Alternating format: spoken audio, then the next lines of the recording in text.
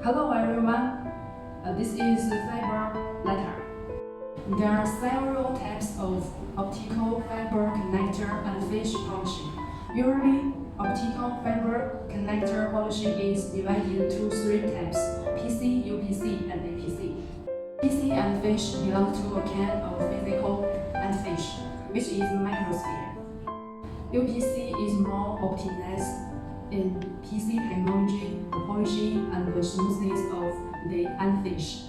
Its endfish is dome shape. APC is also physical contact. It is an angle bevel.